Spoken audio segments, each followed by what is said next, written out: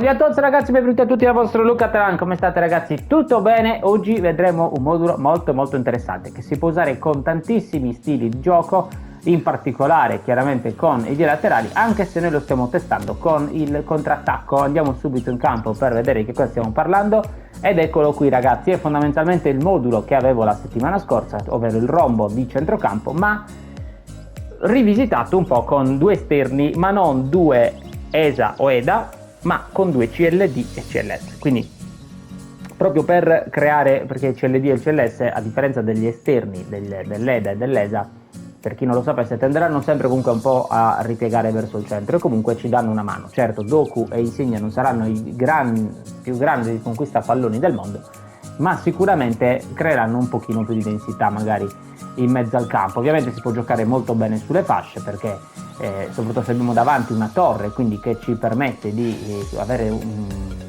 sfruttare bene i cross, sicuramente è un gioco molto interessante. Partiamo ragazzi dal portiere, però prima di perderci diciamo in altri discorsi di stili di gioco che tra l'altro vanno bene, tra parentesi, con tutti gli stili di gioco questo modulo funziona comunque molto bene. L'unica cosa magari per il contropiede, magari metterei più due terzini difensivi oppure solo uno dei due terzini offensivo, perché comunque ricordiamoci che il contropiede si tende a spingere molto, è già comunque una squadra molto offensiva, però che fa anche divertire parecchio. Dal portiere ragazzi, quindi io metto check, ma potete mettere un po' chi volete voi, è uno dei migliori portieri chiaramente che c'è in circolazione, ovviamente, trovato tra l'altro in maniera casuale. Partiamo dai centrali, grande piccola parentesi per tutta la squadra, la velocità. Ragazzi, devono essere veloci i giocatori, quindi soprattutto i difensori, perché in attacco troviamo sempre attaccanti sempre più veloci. Quindi avere un difensore che non è velocissimo oppure che ha 82-83 di velocità, ragazzi, io vi sconsiglio vivamente di utilizzarlo. Poi dipende un po' come volete giocare voi, ma fondamentalmente ragazzi, se ci fanno un filtrantone di quelli dove ci parte da dietro le spalle un Messi, un Ronaldinho, un Neymar o chi volete voi, ragazzi ci salutano proprio alla grande. Quindi mi raccomando, velocità almeno sopra gli 88-89, quindi non meno di quelle cifre lì.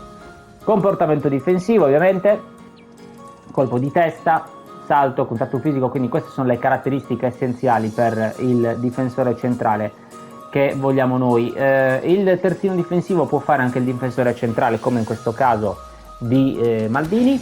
A fianco a lui ci metto un incontrista, diciamo che la coppia diciamo che scoppia, ecco, è l'incontrista con lo sviluppo, però può andare bene anche l'incontrista con il terzino difensivo, perché comunque il terzino difensivo da centrale ho notato che fa un po' gli stessi movimenti, quindi va benissimo. Van de Ven, questa invece è una carta trovata nei post settimanali, anche lui un'ottima velocità, molto interessante sta carta, veramente da quando ce l'ho pensate che ho dovuto panchinare Chiellini perché mi piace molto come si muove proprio in campo questo Van de Ven.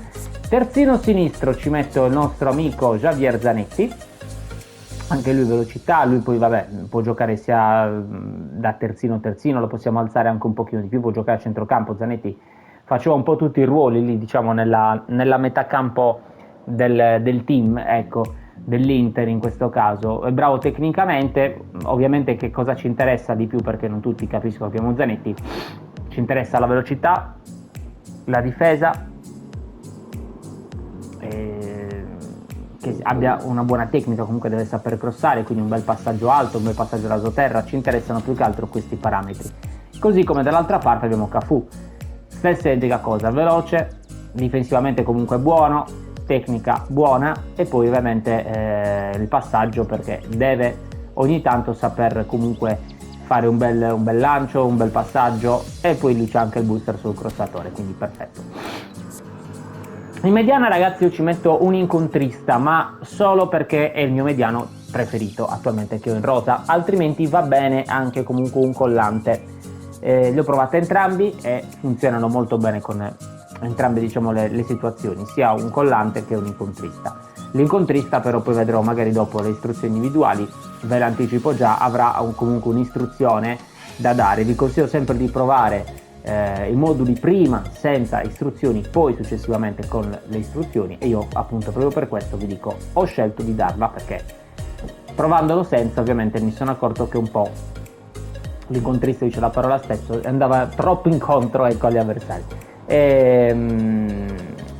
Velocità anche lui, accelerazione, ovviamente salto, contatto fisico, quindi tutti questi parametri. Deve essere bravo difensivamente, ma questo Vieira fa tutto, si butta in mezzo anche alla difesa, è comunque molto alto, quindi di testa le prende tutte.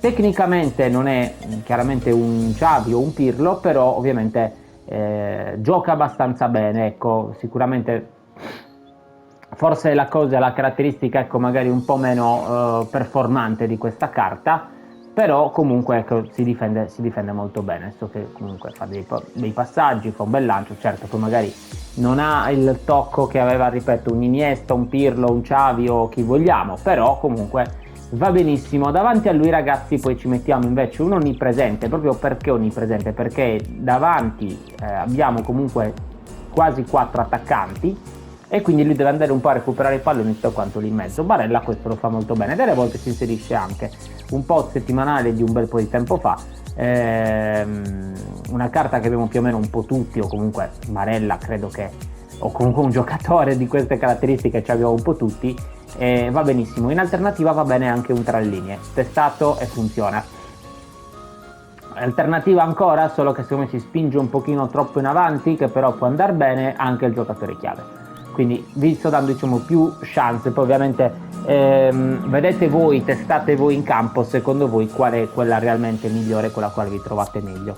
A destra, ragazzi, io ci metto un ala prolifica, lasciate perdere adesso che lettera E, comunque con queste caratteristiche deve essere bravo tecnicamente, puntare l'avversario molto veloce, accelerazione, niente, se sotto porta fa anche gol, ragazzi, è meglio. Quindi dall'altro lato idem.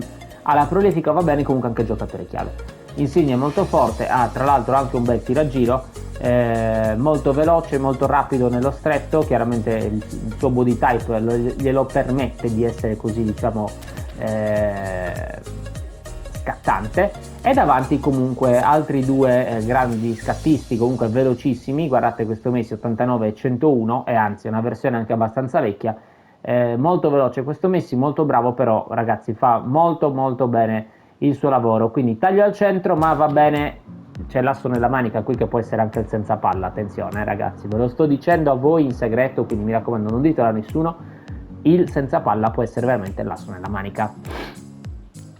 Ma anche il taglio al centro, questo taglio al centro diciamo che gioca, lui nasce come esterno che Messi, però fa dei movimenti veramente belli, dove si va a smarcare molto bene. Ho provato anche Neymar alla prolifica e si muove bene lo stesso. Diciamo che sta semplicemente a noi cercare di capire, eccolo qui il Neymar che vi accennavo, cercare di capire con chi ci troviamo meglio. E poi davanti come prima punta invece opportunista, ci deve essere almeno uno, ragazzi, che proprio stia lì, che si butti in avanti, perché va bene il gioco, va bene il fraseggio, va bene gli scambi, ma poi ci deve essere uno che al momento giusto si inserisca, e questo Mbappé lo fa molto bene, segna tanto.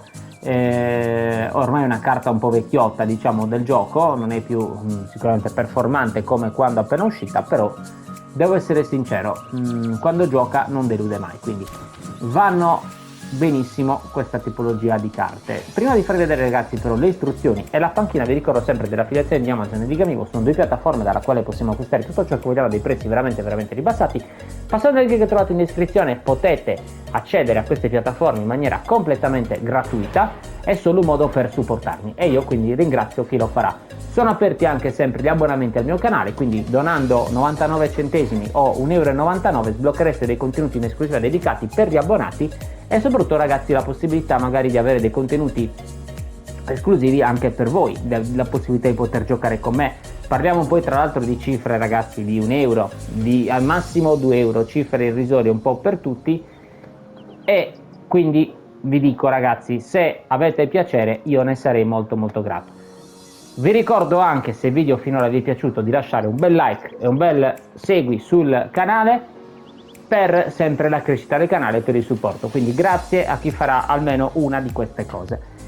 Andiamo subito, ragazzi, a vedere le istruzioni individuali, che sono molto semplici. Come già accennato prima, c'è solo il difensivo sul mediano, ok? Non c'è nient'altro.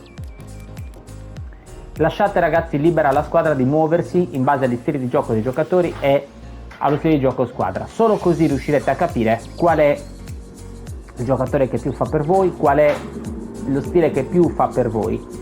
Ok, senza questo ovviamente capite bene che diventerebbe complicato, perché se diamo troppe istruzioni la squadra si muoverà ovviamente diversamente. Quindi vi consiglio di provare però questo modulo anche con i vie laterali. La panchina, vediamola velocemente, mi porto chiaramente i difensori da sostituire eventualmente a quelli che ho. Qualora mi volessi chiudere potrei mettere uno sviluppo come Kalulu, ad esempio terzino, dall'altro lato potrei mettere un terzino difensivo a posto di ruolo, due centrali che sono sempre lo sviluppo e l'incontrista Chiellini famoso di prima che già nominato, i due mediani che mi porto, ma comunque Pirlo può fare anche il centrocampista, quindi va bene, uno tra le linee e il Casemiro che è collante appunto. Matteo giocatore chiave, come detto prima, l'altra soluzione. Mi porto questo Sorloth ragazzi perché comunque è molto forte di testa, è 1,95, colpo di testa 92, salto 84, quindi è uno che sui cross si fa rispettare molto.